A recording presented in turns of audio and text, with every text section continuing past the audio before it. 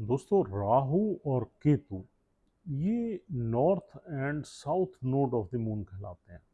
यानी कि ये छाया प्लैनेट्स हैं और इनकी कोई प्लैनेट्स की एग्जिस्टेंस नहीं है, लेकिन इनका असर हमारी लाइफ पे बहुत ज़्यादा है। राहु एक ऑब्सेसिव एनर्जी है, डिज़ायर है, अनसेटिस्फाइड डिज़ायर है। यानी कि ये इतनी गहरी डिज़ायर है कि कभी सेटिस्फेक्शन ही नहीं होती। और केतु बिल्कुल इसके रिवर्स है। केतु डिजायर्स का अंत है, यानी कि एक मोक्ष का कारक है। केतु जहाँ बैठता है वहाँ पर आप उस हाउस के प्रति बहुत ज़्यादा इंटरेस्टेड नहीं होते, क्योंकि वो ऐसा माना जाता है कि पास्ट लाइफ में वो इच्छाएं आपकी पूरी हो चुकी हैं या आप कर चुके हो। आप इस हाउस में आपको आप जो सोच के आए हो कि यार मुझे कुछ नहीं चाहिए, आप ऑलरेडी ये भोग चुका हूँ मैं चीज़ें, जहाँ केतु बैठा है लास्ट लाइफ में, और इस लाइफ में मुझे कुछ नहीं लेना। और जहाँ राहु बैठा हुआ है वो डिजायर्स आप लेके आए हो पिछले जन्म में, एक्चुअल वही डिजायर है जो आपकी लाइफ में एक फोर्स की तरह काम करती है।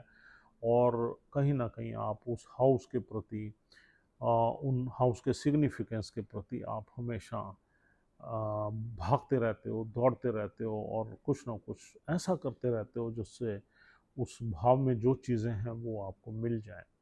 और फिर भी मिलने के बाद भी आपको उन चीज़ों में सेटिस्फेक्शन नहीं मिलती। वो इसलिए क्योंकि उसके सामने तो केतु ही बैठा हुआ है। तो केतु कहीं ना कहीं आपको उनसे डिटैच करने की कोशिश करता है, और वो जो चीज़ें मिलती हैं उससे आपको सेटिस्फेक्शन नहीं होती। और जब आपको मिल जाते हैं तो आपको ऐसा लगता है यार ये तो मेरी जो दौड़ थी ये व्यर्थ ही थी। ये तो एक भ्रमित तरीके से मैं भाग रहा था जिन चीज़ों के पीछे, वो किसी काम की नहीं है। एट लास्ट जब आप जीवन के अंतिम पड़ाव में होते हो तब आपको ये रियलाइज़ होता है। केतु आपको अंदर से बदल देता है। केतु कहता भैया ये इसकी ज़रूरत नहीं थी। तो इसलिए इंसान का अंदर से बदल जाना केतु की दशा में, और उन चीज़ों की इम्पोर्टेंस बिल्कुल हमारी जो लाइफ है उसमें उसको न्यूट्रलाइज कर देना, ज़ीरो कर देना, ये केतु का काम है। तो ये एक ऐसी एनर्जीज हैं जो एक दूसरे से बिल्कुल अलग हैं।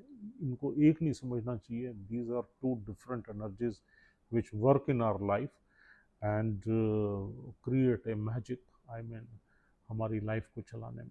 Thank you very much.